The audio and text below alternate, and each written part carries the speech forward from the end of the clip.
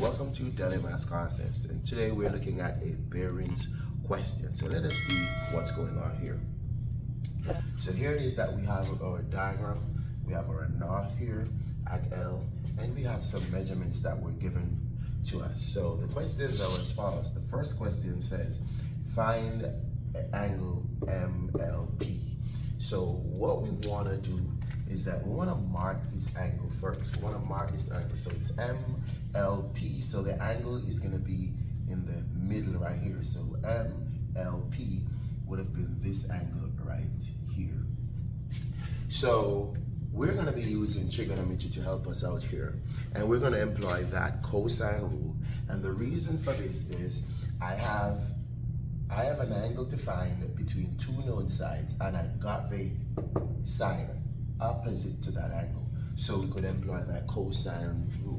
And the cosine rule says that this side, which is opposite to the angle that I need, so we're gonna have 180 squared is equal to 150 squared plus 120 squared minus 2 times 150 times 120 times the cosine of the angle that we want, right? So that is what we're going to employ, and all we got to do here is just to get the values out. So let us put it out. 180 squared, and that's going to give me 32,400, and then 150 squared would give me about 22,500. 120 squared will give me 14,400. And then when we multiply negative 2 times 150 times 120, I'm getting negative 36,000. And we're multiplying this by the cosine of the angle that we want. Bear in mind that we need to find the angle. So now let's put these together.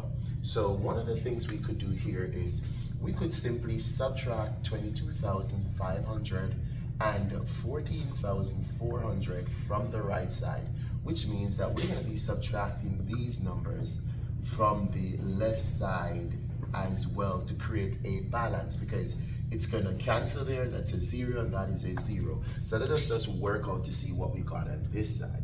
32,400 subtract 22,500, and we're subtracting 14,400 from that, and we're left with negative 4,500. So this is leaving us with a negative 4,500, and this is equal to negative 36,000 cost of the angle in question. Remember, we're still trying to find that angle there. So at this moment, we're going to divide both sides by negative 36,000. So we're going to do that over here, negative 36,000. This one time, but this could help us out. So when we divide this, what are we getting? Okay, so I'm getting positive 0.125, which is now equal to the cosine of the angle. Now we're almost there, because remember now what we're going to employ is we're going to have to do the inverse, right?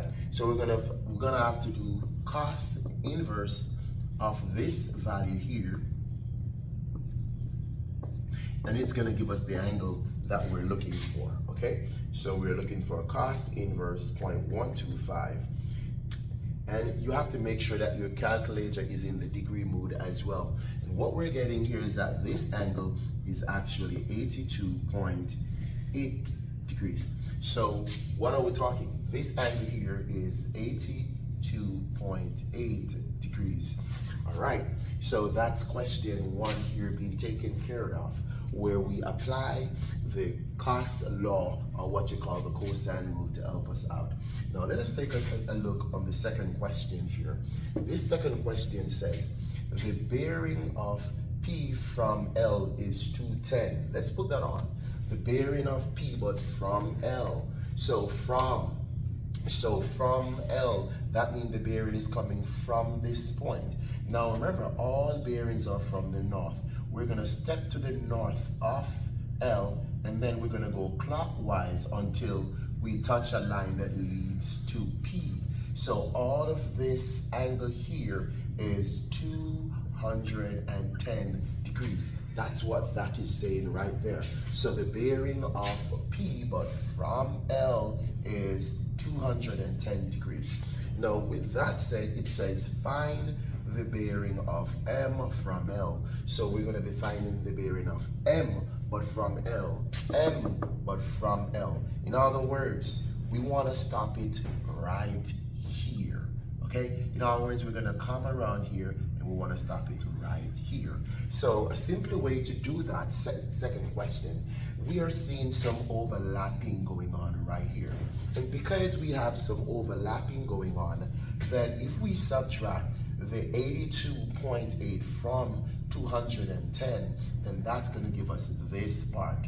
All right, so let us employ that. So for the second question, all we're going to do is we're going to have our 210 and we're going to subtract that angle that we just found, 82.8, and let's see what we get. So 210 subtract 82.8, and what are we looking at? We are looking at 127.2 degrees. So what this is suggesting, that this part is 127.2 degrees, right? So that's what we have here for this second question. Let us take a look on the third and last question. So the last question says, calculate angle NLP. This N is for north, right? So they are now including the north in it. So let us look again, calculate angle NLP, right?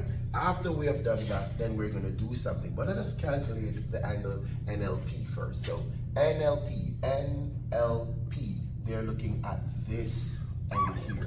But a quick way of looking at this is that NLP, right? If we're here, this is a total 360 degrees right here.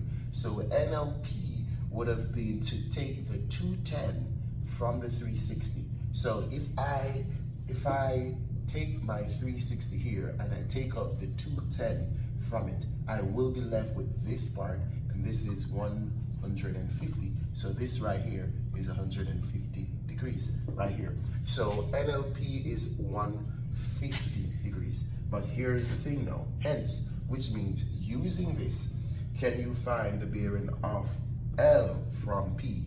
Bearing of L from P. So this is P. So let us erect our north from P. So that's our north line at P there. So the bearing of L from P would have been this degree here that we want to find.